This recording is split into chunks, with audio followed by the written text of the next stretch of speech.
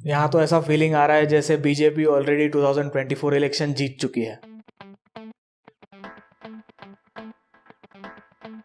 Surat court rejects Rahul Gandhi's plea for stay on conviction. मतलब Surat court ने mister Gandhi को convict किया था, यानी गिल्टी पाए गए थे वो with respect to criminal defamation. उसके अगेंस्ट उन्होंने फिर से अपील किया in the Surat court, but Surat court said कि you should have been more careful with your words. पूरे कम्युनिटी को आप डिफेम नहीं कर सकते। Mister Gandhi also argued in the court कि इस डिसीजन की वजह से उनको इरिवर्सिबल हार्म हुआ है, which is I would say exactly true, but you will see here that is not the thing mister Gandhi is saying when he is visiting Wayanad. Biggest gift BJP could give me. I don't really understand how this is a gift from BJP. In fact, it seems like कि ये BJP को ही बहुत बड़ा gift मिला है. Let me explain. Those who have been following 2014 as well as 2019 elections, हमें एक चीज़ पता है कि अगर इलेक्टोरल कॉन्टेस्ट होता है between prime minister Modi and mister Rahul Gandhi, clearly everyone wants mister Modi to become the prime minister.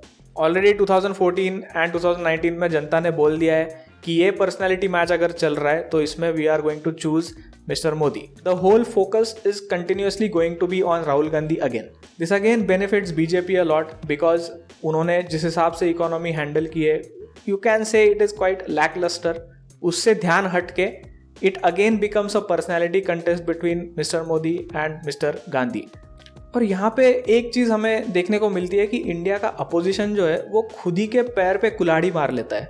Look at this video जिसमें राहुल गांधी खुद प्रमोट कर रहे हैं which is what he is suffering through right now, कि रिप्रेजेंटेशन ऑफ पीपल्स एक्ट के under अगर कोई किसी को 2 साल की सज़ा होती है तो उसको पार्लियामेंट से निकाल देना चाहिए। I'll tell you what my opinion on the ordinance is. My opinion on the ordinance is that it's complete nonsense. And that it should be torn up and thrown out.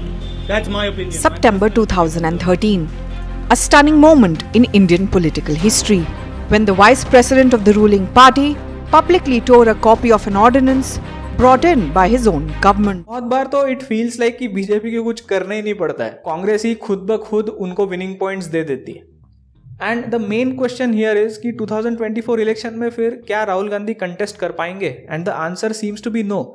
अगर according to the representation of people's act provisions अगर कोई conviction हो रहा है of 2 years और more than 2 years, तो पहले तो उसको पार्लियामेंट या फिर लेजिस्लेचर से निकाल दिया जाएगा। Apart from it another 6 years, मतलब 2 साल सजा भुगतने के बाद और 6 साल के लिए वो डिस्क्वालिफाइड रहेगा।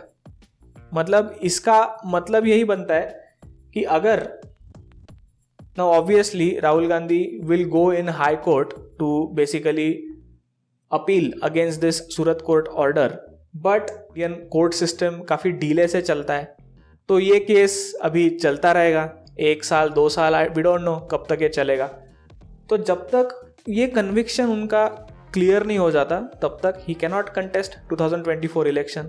One silver lining out of all this is Aam Aadmi Party can take benefit from such situation and try to prop itself as one of the main opposition parties in India, but still it is quite far-fetched to imagine them coming into power in 2024.